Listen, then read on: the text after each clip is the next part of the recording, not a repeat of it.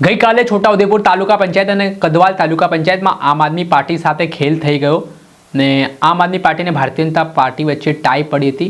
તે દરમિયાન કેટલાક આમ આદમી પાર્ટીના જીતેલા ઉમેદવારોનું અપહરણ થયું હોય તેવા આક્ષેપો થયા।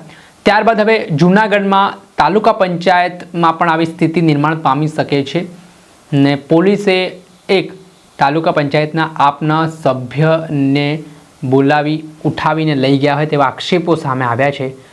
કોણે આક્ષેપ કર્યા છે ને શું મામલો છે વિગતે વાત કરીએ।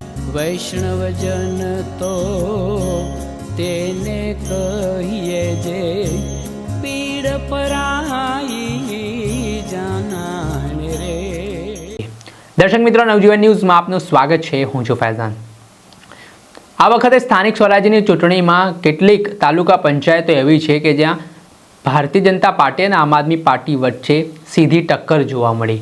ગઈકાલે છોટા ઉદેપુર તાલુકા પંચાયતમાં અને કદવાલ તાલુકા પંચાયતમાં તો રીતસર આમ આદમી પાર્ટી સાથે ખેલ થઈ ગયો।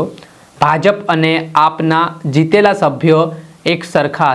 ત્યાર પછી જ્યારે કચેરીએ જીતેલા ઉમેદવાર આપના પહોંચી રહ્યા હતા તે દરમિયાન તેમનું અપહરણ થયું હોય તેવા આરોપો સામે આવ્યા ને ભાજપે સત્તા મેળવી લીધી।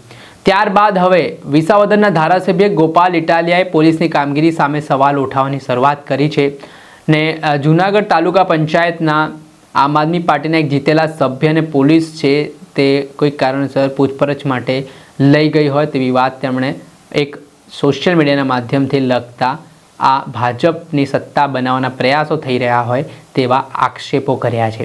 જેમાં વિસાવદરના ધારાસભ્ય ગોપાલ ઇટાલિયા ફેસબુક પોસ્ટ પર લખી રહ્યા છે, જૂનાગઢમાં ભાજપની ગુંડાગીર્દી।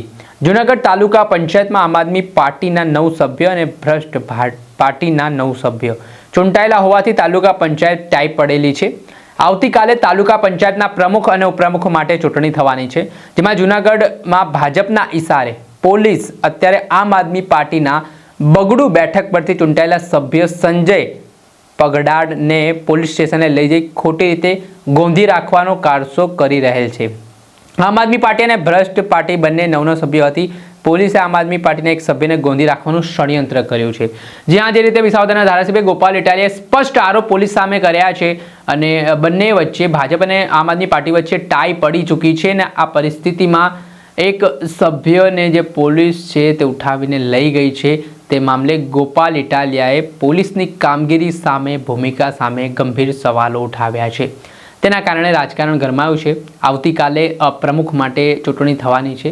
તે પહેલાં જોવાનું રહ્યું કે હજુ શું નવા જૂનાગઢ તાલુકા પંચાયતના પ્રમુખને લઈને થાય છે।